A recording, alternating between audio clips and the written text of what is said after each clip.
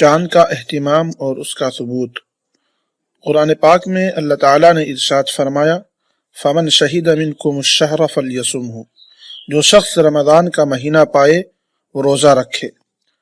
اور نبی اکرم صلی اللہ علیہ وسلم نے ارشاد فرمایا صوموا لرؤیتہ وافطروا لرؤیتہ، یعنی چاند دیکھ کر روزہ شروع کرو اور چاند ہی دیکھ کر روزہ ختم کرو، یعنی عید مناؤ۔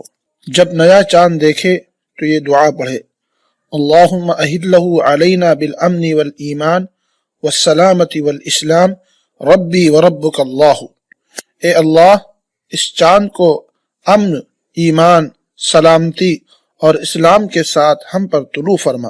اے چاند میرا اور تیرا رب اللہ ہے۔ چاند کا ایک قدرتی نظام ہے اور مہینے کے ہر دن کے لیے اس کی منزلیں متعین ہیں، اور بلا شبہ طول البلد اور عرض البلد یعنی شہر کی لمبائی چوڑائی کے اعتبار سے ہر علاقے میں چاند کا مطلع یعنی طلوع ہونے کی جگہ بھی الگ الگ ہے۔ اس میں کسی شک و شبہ کی گنجائش نہیں ہے۔ اللہ تعالیٰ نے خود قرآن کریم میں اس کی صراحت فرمائی ہے۔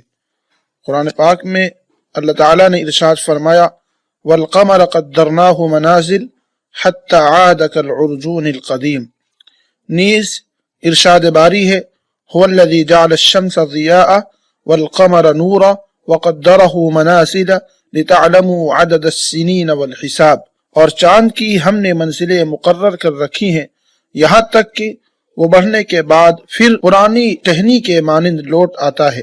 وہی ہے جس نے سورج کو چمکدار اور چاند کو روشن بنایا، اور اس نے چاند کی منزلیں متعین کی تاکہ تم سالوں کی گنتی اور حساب پہچان سکو۔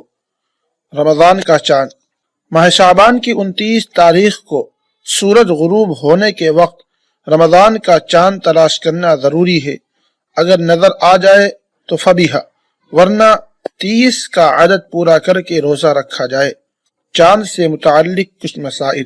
اگر کوئی شخص ہندوستان سے 29 شعبان کو روانہ ہو کر نصف النہار شرعی یعنی ضحوہ کبریٰ سے قبل دوپہر سے پہلے سعودیہ پہنچا، جبکہ وہاں رمضان المبارک شروع ہو چکا تھا اور لوگ روزے سے تھے، تو اگر اس شخص نے صبح صادق کے بعد سے کوئی روزے کے خلاف عمل نہ کیا ہو تو روزے کی نیت کرنا اس پر ضروری ہوگا اور اس کا رمضان کا روزہ معتبر ہو جائے گا۔ یہ ایسا ہی ہے جیسے رمضان کے چاند کے ثبوت کی اطلاع دن نکلنے کے بعد ملے تو جن لوگوں نے صبح صادق کے بعد سے کچھ کھایا پیا نہ ہو تو ان پر روزے کی نیت ضروری ہوتی ہے۔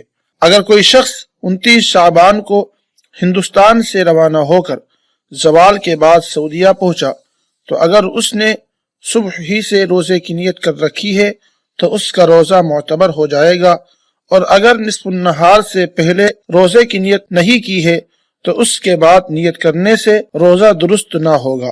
اسی طرح اگر کوئی شخص 29 رمضان المبارک کو ہندوستان سے روزہ رکھ کر چلا جبکہ سعودیہ میں عید تھی تو وہ شخص وہاں جا کر روزہ توڑ دے گا۔ اب اگر اس کے روزے 29 سے کم ہوئے ہوں تو بعد میں ایک روزے کی قضا کرے گا۔